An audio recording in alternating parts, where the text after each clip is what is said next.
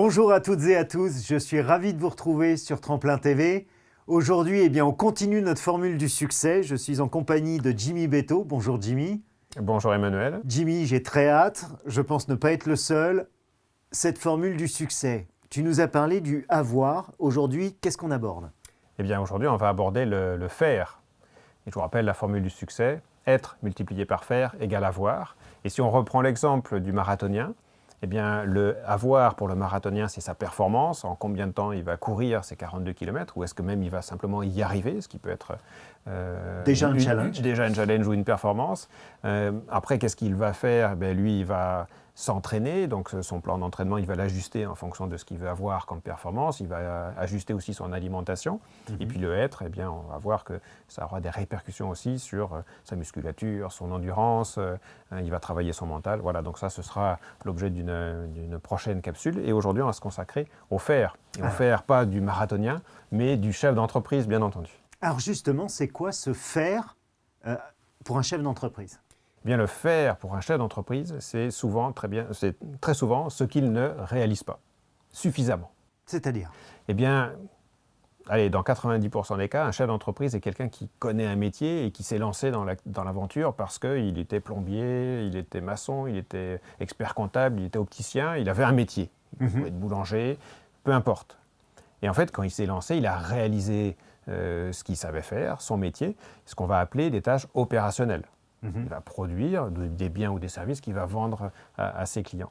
Et même si son entreprise grandit, il a pris les habitudes de réaliser lui-même les activités dans son entreprise. Et ça, ce sont pour la plupart des tâches qui ne sont pas des tâches du chef d'entreprise, qui sont des tâches de la personne en charge des opérations. Et lui, chef d'entreprise, il a ce deuxième métier qui est le métier de chef d'entreprise. Et qu'est-ce que c'est que le métier de chef d'entreprise? C'est d'avoir une vision stratégique à long terme. Comment faire évoluer son entreprise en fonction du contexte économique, en fonction des concurrents, en fonction de l'évolution de la technologie. Donc ça requiert aussi de la formation, ça requiert de la veille technologique. Il faut que le chef d'entreprise soit au courant de tout ça. Et le temps qu'il va passer sur ces tâches qui vont lui permettre d'améliorer la façon dont son entreprise fonctionne, ce sont typiquement ces tâches-là qui vont lui permettre de créer une entreprise qui lui servira à atteindre ses objectifs de vie. Difficile quand on a la tête dans le guidon au quotidien quand même.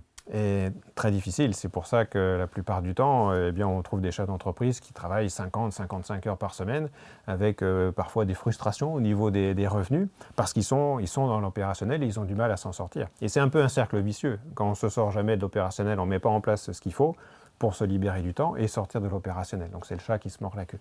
Mais effectivement, ça peut être une difficulté. Alors qu'est-ce qu'il faut qu'on fasse?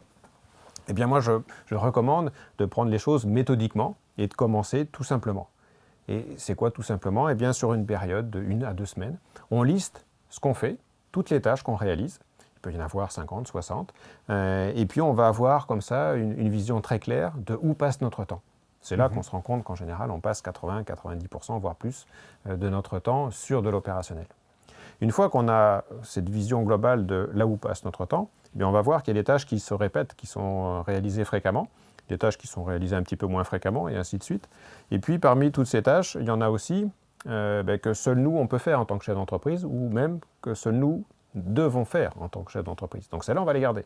Par contre, il y en a plein, on peut très bien les déléguer ou les confier à quelqu'un d'autre, à un prestataire extérieur, si on n'a pas de collaborateur. Mais en fait, on peut très bien, se libérer du temps en confiant des tâches à quelqu'un d'autre.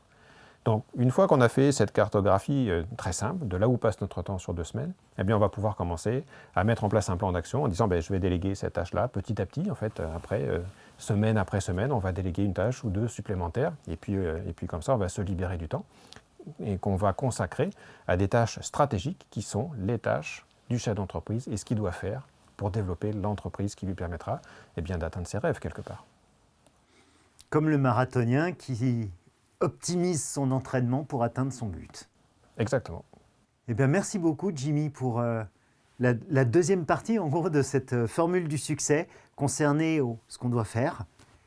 Et puis on se retrouve très vite pour le dernier axe. C'est ça? C'est tout à fait ça. À très vite. À très vite. Voilà, 2 éléments sur 3, une 3e capsule et vous aurez la formule du succès. Au revoir.